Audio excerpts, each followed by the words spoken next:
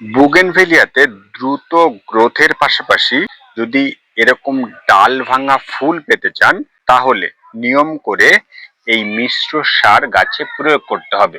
কিন্তু এই মিশ্র সার তৈরির জন্য কোন উপাদান কতটুকু নেবেন, কতদিন অন্তর অন্তর গাছে দেবেন, এই সবকিছুই নিয়ে কথা বলবো আজকের ভিডিওতে।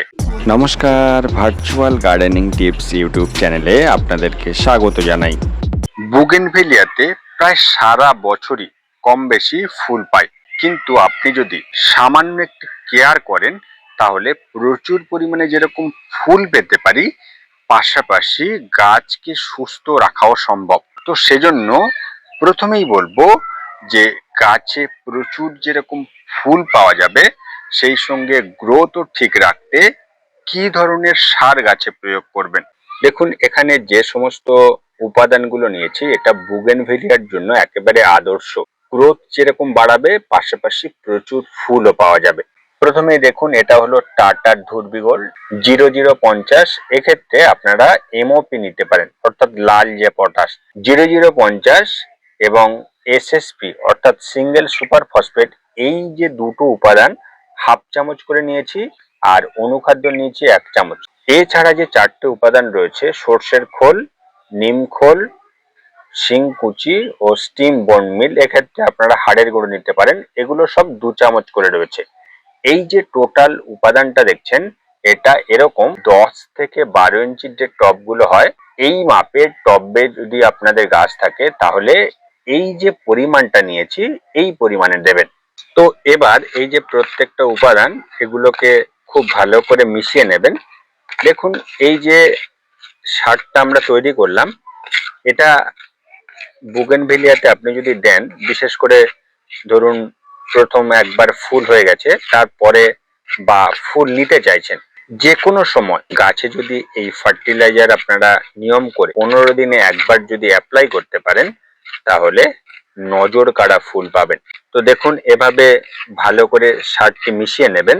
টবে যদি আগাছা থাকে বা শুকনো পাতা থাকে, টবের মাটিটা এভাবে পরিষ্কার করে নেবেন, নিয়ে টবের উপরের মাটিটা একটু আলগা করে নিচ্ছি।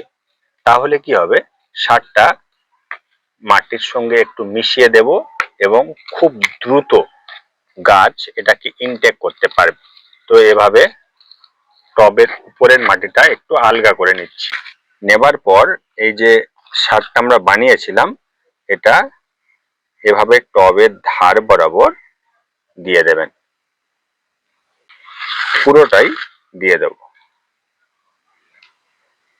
মাটিতে সার দেওয়ার পর এভাবে মাটির সঙ্গে মিলিয়ে দেবেন। দেখুন, এভাবে মিলিয়ে দিলাম। সার দেওয়ার পর পর অবশ্যই করে কিন্তু টবের মাটিতে জল দিতে হবে। তো এভাবে যতটুকু দরকার টবের মাটিটা ভিজতে, সেভাবে জল দেবেন। এই সার প্রয়োগের মাত্র 7 দিন হয়েছে। প্রত্যেকটা ব্রাঞ্চে দেখুন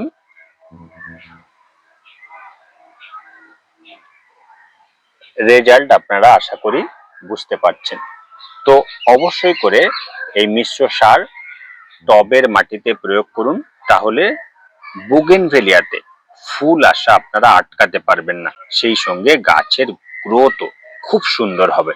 গাছে সার দেওয়ার পাশাপাশি অবশ্যই করে টবগুলোকে দিনের অন্তত 6 থেকে 7 ঘন্টা রোদ পাবে এরকম একটা জায়গায় রাখবেন। বুগেনভেলিয়াতে ফুল আসার প্রথম শর্তই হলো পর্যাপ্ত পরিমাণে যে সূর্যালোক। তো যেভাবে বললাম এই নিয়ম মেনে গাছে সার প্রয়োগ করুন। তো এই ছিল আজকের ভিডিও। তোমার গাছের ডিজিটাল বন্ধু ভার্চুয়াল গার্ডেনিং টিপস ইউটিউব চ্যানেলটি সাবস্ক্রাইব করে রাখবেন এরকম গার্ডেনিং রিলেটেড ভিডিও পেতে। আজকের এ পর্যন্ত, দেখা হচ্ছে নেক্সট ভিডিওতে। নমস্কার।